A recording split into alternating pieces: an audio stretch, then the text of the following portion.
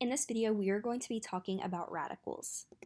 This is going to be a little bit of an introduction to radicals, and there will be other videos on the specific reactions and mechanisms of radicals. So to start off, we're going to talk about bond cleavage. There are two ways that you can split a bond. You have heterolytic cleavage and then homolytic cleavage. Heterolytic cleavage is what we've seen so far with all of the ionic mechanisms, and that is just where you move the pair of electrons to one thing, and we have the double barbed arrow to represent that we're moving two electrons with this. And that is going to leave you with two charged atoms. So the way that you move the electrons, or whatever you're moving the electrons to, will get that negative charge because you're giving it an extra electron than it had. And then the other one will be left with a positive charge because you're taking away that electron from it. So homolytic cleavage is super big with radicals. And that is where the electrons of the bond go in opposite ways, and this is how we form radicals. So you can see we have our single barbed arrows here, and that's representing the movement of one electron. So one electron is going to go to this atom, and then one electron is going to go to this atom. And that is what homolytic cleavage is. And then I wrote a couple of notes down here. Like we talked about, the one barbed arrow shows movement of one electron instead of a pair.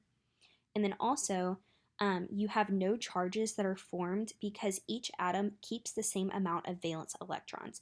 You're not changing the amount of electrons that they originally had, because if you're looking at it covalently, you would say that this Y right here would have one electron of the bond, and then the X would have one electron of the bond, and that would be them sharing them covalently.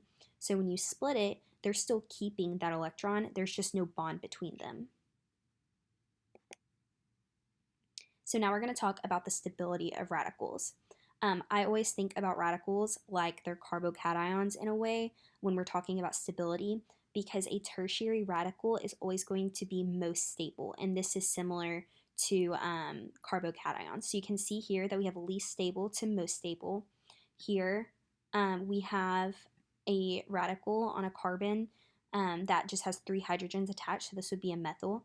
And then here we have a primary, then a secondary, and then a tertiary radical. And so this is assuming that there is a radical on all of these. So tertiary radicals are the most stable. All right, now we're going to talk about resonance structures of radicals. So this is the basic resonance pattern for radicals. It is an unpaired electron in the allylic position to a pi bond. So here is the example. We have a pi bond right here, and then we have a radical electron on that allylic carbon. So this unpaired electron is resonance stabilized, and you can use 3 arrows to draw the resonance structure.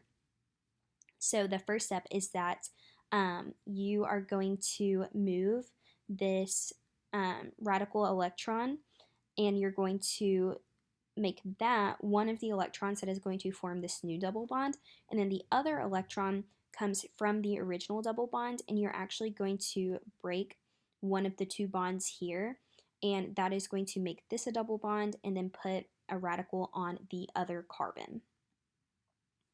So benzylic positions can also exhibit this pattern. The benzylic position is going to be where you have a benzene, and it is going to be the carbon over from the benzene.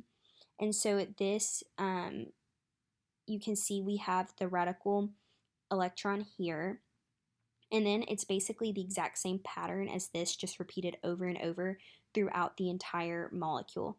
So you start by breaking the double bond and then using that radical to create a new double bond. And then same thing here, break a double bond, use that to make a new one, and then it just goes all the way around the molecule until you get back to your starting position. I hope you found this video to be really helpful. The concepts and information presented in these videos will be true no matter what Organic Chemistry 1 class you are taking. However, the concepts presented in this video are referencing material currently covered in Baylor University's coursework.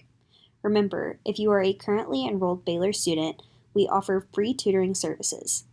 Our tutoring center is located on the first floor of the Sid Richardson building. You will find all the details you need about these services on our website, www.baylor.edu/tutoring.